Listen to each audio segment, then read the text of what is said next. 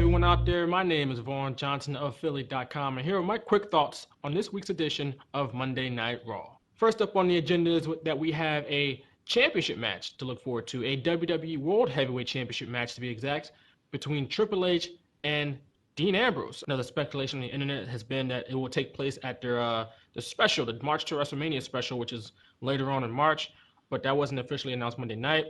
I think the match would be really good. I expect Roman Reigns to come into play. I expect Brock Lesnar to come into play to have more hype for their respective matches at WrestleMania. I would assume that Dean Ambrose wouldn't win, and I would assume that Dean Ambrose wouldn't get pinned either. But I think the match itself would be good. Triple H versus Dean Ambrose sounds good to me. As far as their interaction on Raw, we had Triple H come out again and beat down Dean Ambrose just like he did Roman Reigns the week before. And I noticed that there's a bit of a different crowd reaction. Now, Triple H did come out in the beginning of the show and firmly established that he was the heel. He said, he was essentially said that he was better than everybody because he was an authority figure and nobody else was. But when he beat up Dean Ambrose later on, no fans were cheering, no fans were booing the person he was beating up. It was the appropriate reaction. People were booing Triple H and people were cheering for Dean Ambrose. Now, what do you attribute that to? Dean Ambrose being a guy that people really want to cheer for as opposed to Roman Reigns, who people are kind of indifferent on.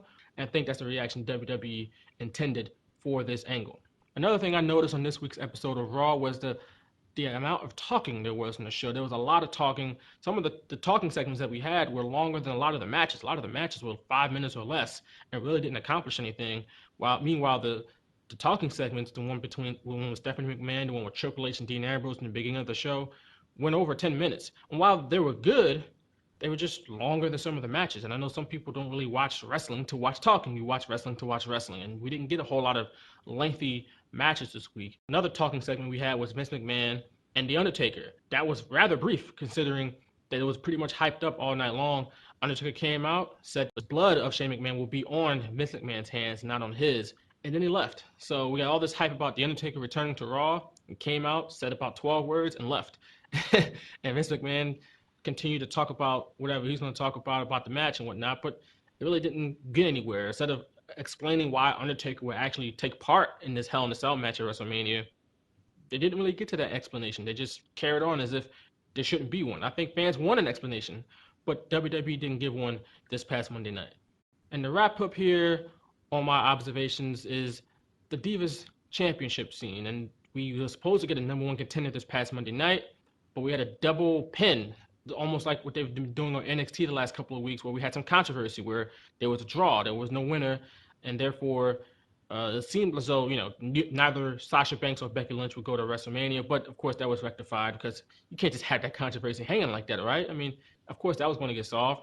And I guess on SmackDown, they're going to have another match. Now, I assume that there's going to be more controversy. There might be another draw. There might be a double count-out. There might be something that's going to happen to where neither woman wins, so that we still go to the triple threat that I think everybody's expecting between Charlotte, Becky Lynch, and Sasha Banks. And to be honest, that is the best possible option. And it's only right that all three women get the chance to showcase women's wrestling at its very best on the grandest stage of them all, and that's WrestleMania. All right, that wraps it up for this week, folks.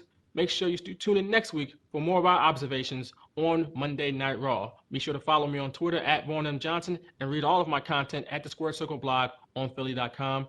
Thanks again, and we'll see you next week.